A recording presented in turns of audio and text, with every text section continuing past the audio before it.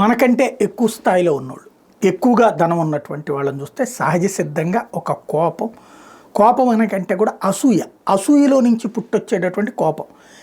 ఇది పుట్టించడమే ఇప్పుడు ఇక్కడ ఈ దేశంలో ఉన్నటువంటి మీడియాకి సంబంధించినటువంటి ఎత్తుగడ, లేదా ఏదో ఒక అలజడి సృష్టించడం అన్నటువంటి.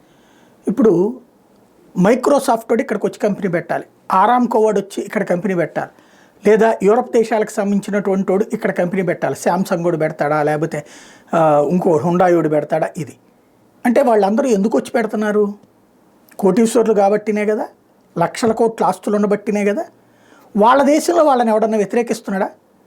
అమెరికా యూరప్ దేశాల్లో అక్కడ వ్యాపార పారిశ్రామికవేత్తల్ని ఎవరూ వ్యతిరేకించరు, ఎవరు ద్వేషించరు, వాళ్ళ చేతుల్లోని డబ్బులని ఎవరు ఏడవరు. మన దేశంలో ఒకప్పుడు పేదరికం 70% ఉంది, 80% ఉంది.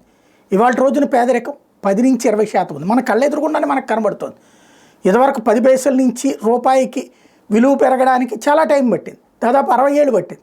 ఇప్పుడు రూపాయి విలువని లైట్ తీసుకోవడానికి చాలా సింపుల్ అయిపోయింది. 10 రూపాయలు అనేది కామన్ అయిపోయింది. పేదవాళ్ళకి కూడా ఇవాళ 10 రూపాయలు అంటే కామన్ అయిపోయింది. అంటే ఆ రకంగా దేశంలో మార్పు వస్తుంది.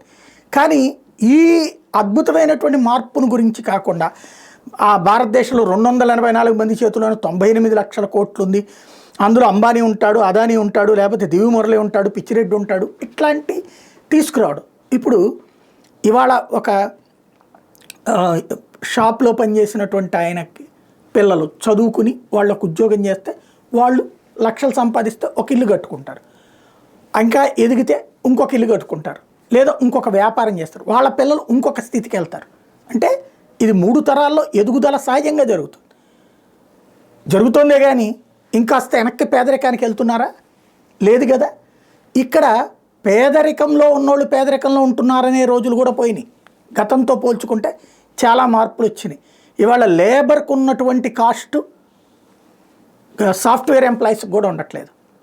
ఒక రోజుకి 1500 నుంచి 2000 రూపాయలు సంపాదించేటటువంటి భవన నిర్మాణ కార్మికుడు ఉన్నాడు. 300 వచ్చే చోట్ల ఉన్న 300 అయితే ఎక్కడా లేదు, 500 మినిమం ఉంది. 500, 700, 1000, 1500 ఇట్లా సంపాదించేటటువంటి వాళ్ళు. ఒక హోటల్లో రోజుకి 1500 రూపాయలు తీసుకునేటటువంటి దోశ మాస్టర్లు ఉన్నారు.